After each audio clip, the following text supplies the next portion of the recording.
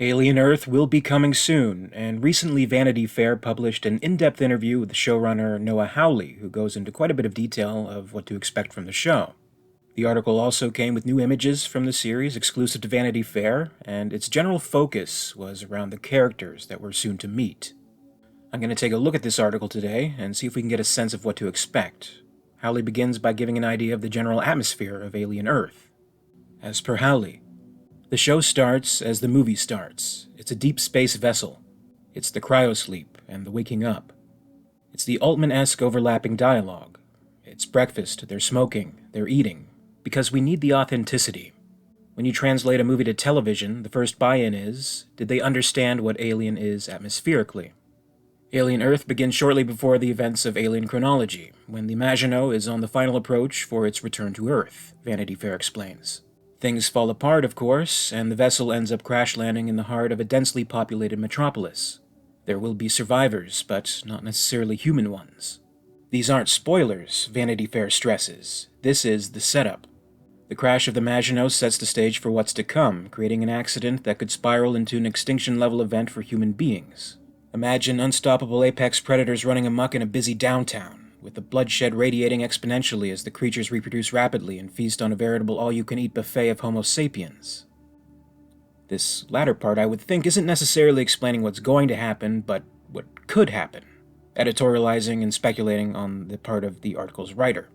I would agree that it would be an incredible and terrifying sight to see the xenomorph creatures running amok in civilization, but before the events of the first Alien?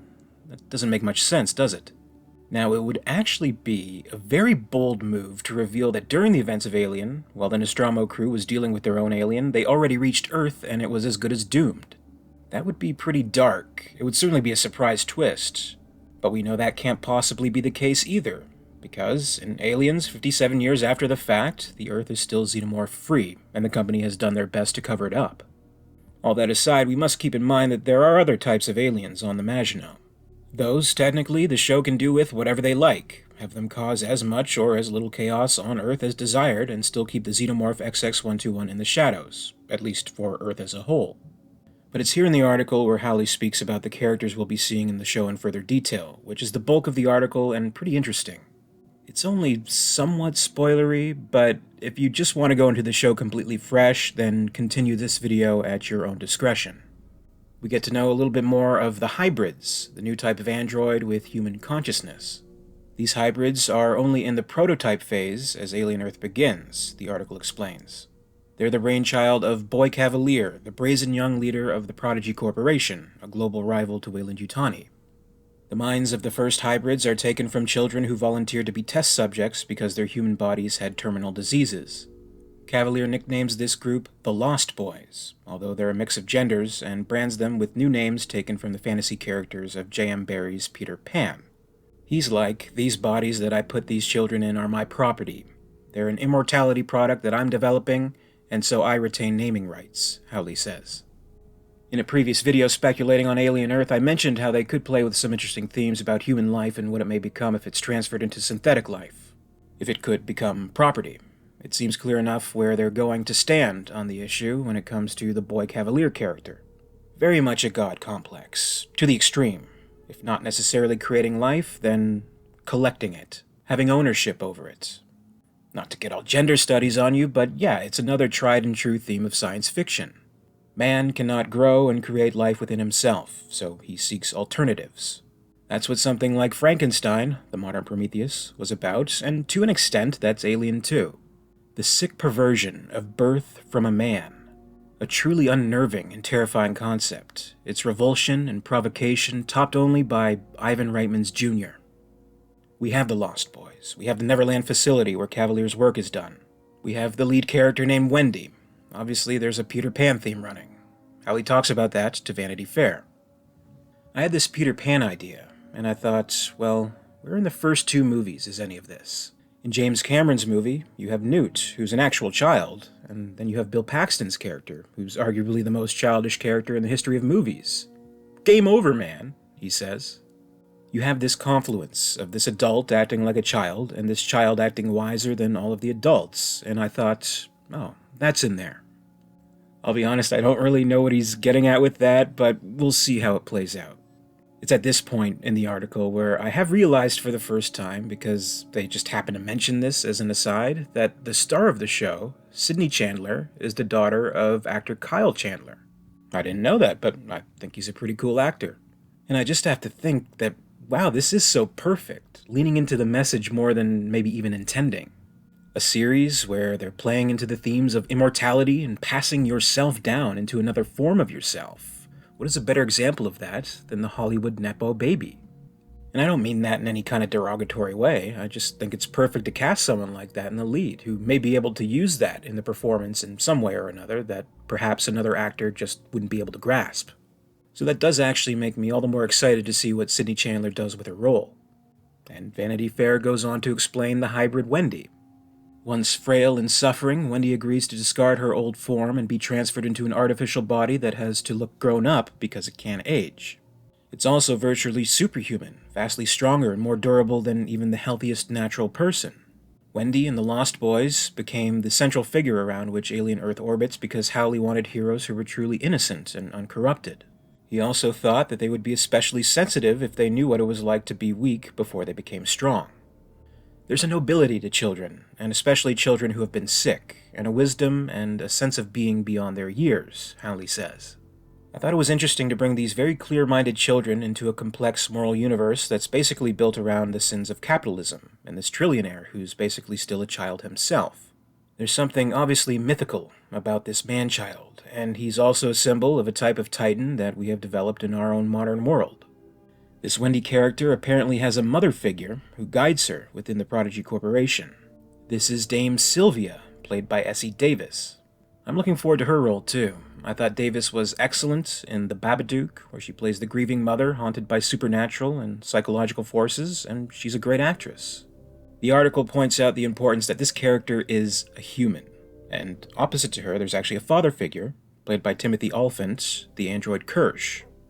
Hawley explains this dynamic. They're both trying to guide Wendy toward adulthood. As she learns how terrible people can be to each other, she's going to say, well, why would I want to be human if that's what being human is? Her mother figure is saying, the most important thing you can do is stay human on the inside. Kirsch is saying, well, that's just stupid. You're so much more than human. You have the capacity to basically see past what any human has ever seen and live forever. Why would your goal be to stay human? Seems like we may have hints of David on Kirsch's side. This brings up the question, is Kirsch a villain?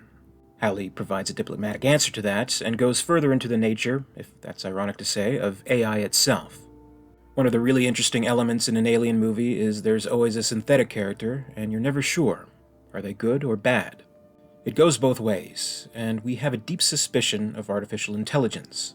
Obviously, when I started writing the show, there was no ChatGPT. In the last 18 months, it's become the issue of our moment. I think we're all trying to figure it out. Can you trust it? Can you talk to it? Why is it lying to me? Hawley sets up a number of dualities like this in the story. Two others are the hardliner Atom Ainz, played by Adrian Edmondson, the Star Destroyer captain from The Last Jedi, who is the fixer and first lieutenant for Boy Cavalier, and the technician, Arthur Sylvia, David Ristall, the hapless husband on Fargo Season 5, the husband of Dame, who starts to have misgivings about the hybrid program he has helped create. David Ristall is the most human person I know, Hawley says. He's so accessible and kind, and he is in many ways the moral conscience of this exercise. His character is the one who will always raise his hand and go, this is not just science, this is people. The CEO doesn't always see it that way, but he has Edmondson's character to get his hands dirty. Adam, as Boy Cavalier's right-hand advisor and enforcer, is a much more impenetrable character, who's basically there in that corporate mindset. There is no morality, there's just what the boss wants, Hawley says. That's the Prodigy side of things, and a key part of the Alien Earth story also involves Weyland-Yutani, which is well known as a key figure within the Alien series. Hawley gets into the Yutani character, played by Sandra Yee. The Yutani side is a matriarchal corporation. Her grandmother ran the company, and then her mother ran it, and somewhere there was a merger with Weyland. Now Yutani is trying to navigate being the second name in the corporation, holding on to power and managing the geopolitics on a planet where there's 5 corporations that control everything. In the end, they all just want to be a monopoly. The article explains, long ago, Yutani's grandmother sent the Maginot on its hunting and gathering mission to deep space, and she considers the creatures they've harvested to be a kind of family heirloom. They're also the key to wealth-generating biological innovation, which is why Prodigy wants them too. I should note here that it seems like the history of the Yutani Corporation is being rewritten for the purposes of this series. You may recall that after the release of Alien Covenant, there was a prequel novel written by Alan Dean Foster which intended to bridge the gap between the two Ridley Scott prequels. This was Alien Covenant Origins, a story dealing with a group of terrorists determined to sabotage and prevent the Covenant mission. The character of Hideo Yutani played a large role in Origins, and it was established clearly enough that he was the owner and the founder of the Yutani Corporation. He did have a successor, his daughter, Jenny, and I thought it may have been possible that this could have been Sandra Yee's character, but with this new information revealed by Hawley, that seems unlikely. In fact, it seems more likely that the Yutani of Alien Earth is somehow, even if very loosely, tied to the Yutani we see at the end of Aliens vs. Predator Requiem. I can't say for 100% sure, but it's looking that way, and it's looking like the Hideo Yutani character, and I guess the story of Alien Covenant Origins as a whole, is being set aside.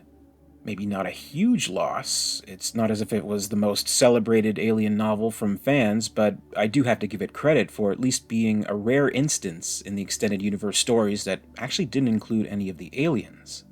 Maybe Hawley was aware of this book and this character, maybe he was not, but I think he'll be doing his own thing with Yutani in general. Those are the corporations, the exceptional individuals of the corporations, but Alien has its working class heroes as well, and that has not been ignored. Vanity Fair describes the crew of the Maginot, the ship that crashes to Earth and the source of this alien threat. The crew of the Maginot has not aged well at all during their trip due to hypersleep chambers that put them in stasis on the ship. Characters like cyborg security officer Morrow, played by Babu Cisse of the British crime series Wolf, must grapple with the world moving on without them after surviving the crash. As Hawley says, he's a man coming back to a planet in which everyone he knows is dead, and he feels like somebody took his life's work. He spent 65 years getting these creatures, and now the Prodigy Corporation is just going to take them? Finally, this is where the Lost Boys cross paths with the xenomorphs. The tactical team Prodigy sends into the Wreck-It includes a medical officer named Hermit, Alex Lothar, best known as the Rebel Manifesto writer Karis Nemec in Andor. He happens to be the brother of the ailing little girl Wendy once was. The best laid plans go off to stray, even for a highly trained team like this, when intergalactic creepy crawlies are forced into the equation. Ordinary mortal soldiers are not equipped for such fights, as Alien films have proven time and again. Those first two movies are very much class stories, about space truckers and grunts. Alien is very much about how the common man is just a pawn in the larger corporate story, Hawley says. They have very little control over their own lives. They go where they're sent. They do what they're told. That's a very Alien idea. If we weren't telling the story of those kinds of people, we wouldn't be telling Alien.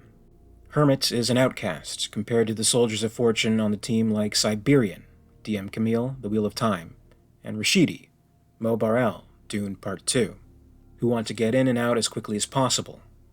A guy like that makes other soldiers nervous because, as a medic, he's the last one to touch someone before they die, Hawley says. There can be a little superstition about, keep this guy away from me.